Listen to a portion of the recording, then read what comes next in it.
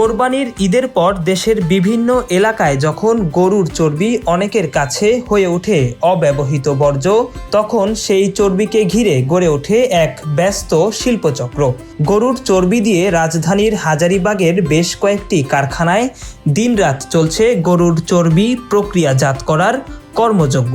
চর্বি গলিয়ে সাবান, এই প্রক্রিয়াতে মিলছে নতুন অর্থনৈতিক সম্ভাবনা। সরেজমিনে সাবান বানানোর কারখানায় গিয়ে দেখা গেছে একটি বিশাল আকৃতির চুল্লিতে উচ্চ তাপমাত্রায় গলানো হচ্ছে গরুর চর্বি। তীব্র তাপ আর দুর্গন্ধ উপেক্ষা করে শ্রমিকরা ঘন্টার পর ঘন্টা নাড়তে হয় ফুটন্ত চর্বি। রূপায়ণ lake castle, welcome to the land of piece. দীর্ঘ প্রক্রিয়ার মাধ্যমে এখান থেকেই শুরু হয় বিশেষ ধরনের তেল, যা পরবর্তীতে বিভিন্ন শিল্প কারখানায় কাঁচামাল হিসেবে ব্যবহৃত হয়। এই চর্বি ধরেন যে কষাইগরের দোকান থেকে আসে, ওখান থেকে আসে, ওখান থেকে আমরা কিনে নিই।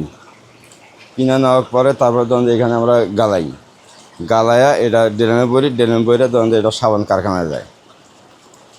বুঝছেন, সাবান কারখানা এটা এখন আর কি বানায় না এটা করতে পারি না, এটা সাবান বানায়। এটা কষাইগরের দোকান থেকে আনি, ওরা দিয়া যায়, পার্টিরা দিয়া যায়, আমরা এখানে নিয়ে মাইপে তারপরে এটা আমরা ধরেন এখানে। গরু যদি কাটে তাহলে চর্বি হবে, আর যদি গরু না কাটে তাহলে চর্বি হবে না। আর যদি ধরেন যে না চর্বি নেওয়া নিষেধ, তাহলে ধরেন যে চর্বি ধরেন যে কষাইরা ফালা দিবে রাস্তাঘাটে, পোকামাকড় হবে, তখন কি হবে? এটা মানুষের অ্যাক্সিডেন্ট হবে, গাড়ি করে অ্যাক্সিডেন্ট হবে। রাজধানী সহ দেশের বিভিন্ন এলাকা থেকে সংগ্রহ করা এসব চর্বি প্রথমে বাছাই ও পরিষ্কার করা হয়। এরপর বড় বড় চুল্লিতে দীর্ঘ সময় ধরে গলিয়ে বের করা হয় তেল। পরে সেই তেল ড্রাম ও ব্যারেলে ভরে পাঠানো হয় দেশের বিভিন্ন শিল্পাঞ্চলে।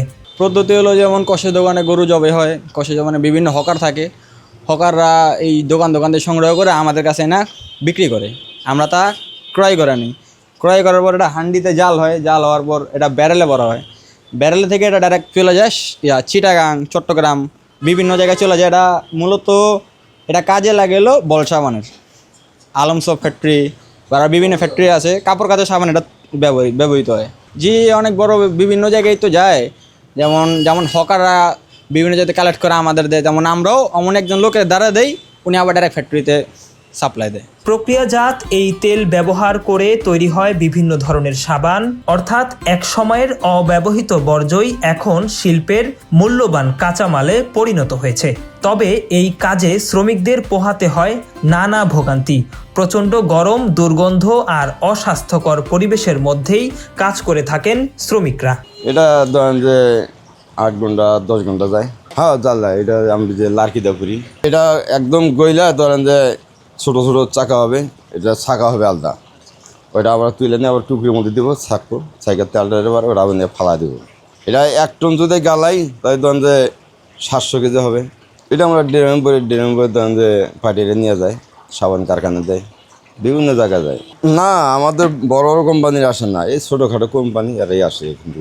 এক সময় কসাইখানা কিংবা মাংস প্রক্রিয়াজাতকরণ কেন্দ্রগুলোতে ফেলে দেওয়া গরুর চর্বি পরিবেশ দূষণের কারণ হয়ে দাঁড়াতো, কিন্তু সময়ের সঙ্গে প্রযুক্তি ও উদ্যোক্তাদের উদ্যোগে সেই চর্বি এখন সম্ভাবনার দ্বার খুলেছে। বর্জ্য থেকে সম্পদে রূপান্তরের এই প্রক্রিয়া যেমন পরিবেশের ওপর চাপ কমাচ্ছে, তেমনি তৈরি করছে কর্মসংস্থান ও নতুন অর্থনৈতিক সুযোগ। অব্যবহৃত চর্বি থেকে শিল্পের কাঁচামাল নৈপথ্যের এই কর্মযজ্ঞ হয়তো অনেকেরই অজানা। তবে কোরবানির ঈদের পর হাজার হাজার টন চর্বিকে কাজে লাগিয়ে গড়ে উঠেছে এক নীরব কিন্তু সম্ভাবনাময় শিল্পখাত। আবু আবদুল্লাহ রোহিত, বাংলাদেশ প্রতিদিন, ঢাকা।